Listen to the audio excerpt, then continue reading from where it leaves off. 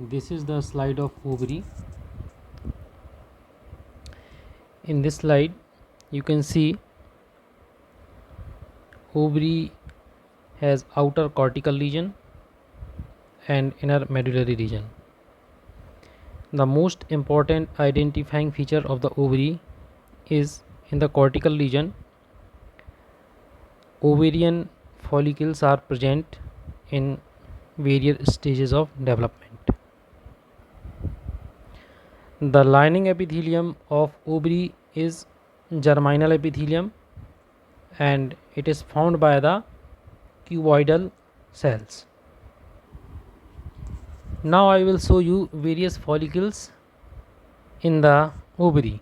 So towards the periphery in the cortical region, the smallest ovarian follicle is the primordial follicle. Here you can see primordial follicle. This is another primordial follicle. So there are numerous primordial follicles present just below the tunica albuginea, that is the connective tissue layer that lies below the lining epithelium of the ovary. This primordial follicle, it consists of central primary oocyte and it is surrounded by single layer of flattened cells. Now under the influence of hormones, that is follicular stimulating hormone, estrogen, these follicular cells they enlarge and this primordial follicle gradually enlarges to form primary follicle.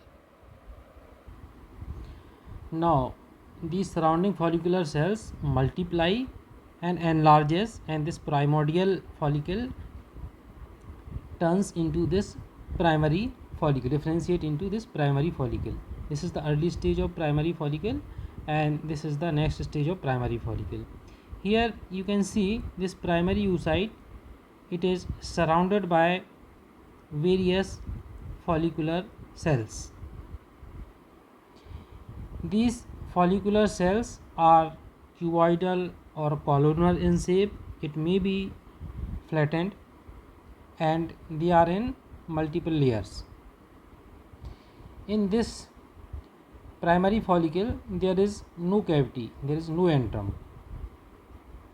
Now these follicular cells they further enlarges and secrete fluids so that this fluid creates a cavity inside the ovarian follicle where fluid is collected. Now by the appearance of this cavity inside the ovarian follicle, now it is called as secondary follicle. Okay, so this antral cavity or antrum it appears and this primary follicle, now it is called as secondary follicle. So this is secondary follicle.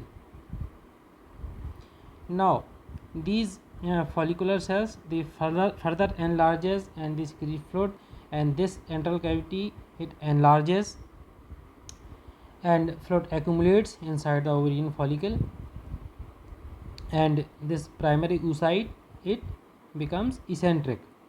Okay, now in this stage these follicular cells are called as granulosa cells. Okay, and these granulosa cells differentiate and they form theca externa, theca interna. The granulosa cells that lie in direct contact with this primary oocyte. Okay, the layer of granulosa cells that lie in direct contact with this primary oocyte is called as corona radiata, and the membrane that differentiate this corona radiata from primary oocyte is called jura pellucida.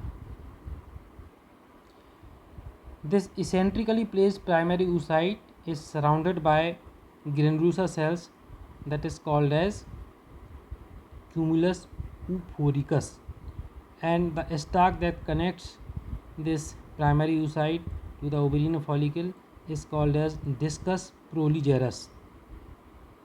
So this is mature Graafian follicle. After ovulation, what happens? This ovarian follicle, it turns into corpus luteum. This is the early stage of corpus luteum, and gradually this antral cavity, it shrinkens, and the size of this corpus luteum, it also shrinkens, and ultimately this shrunken corpus luteum, it is called as corpus albicans, and gradually this corpus albicans turns into a scar. So now you can easily identify the slide of ovary, and you can differentiate various stages of ovarian follicles and how this ovarian follicle turns into corpus luteum and ultimately into a scar.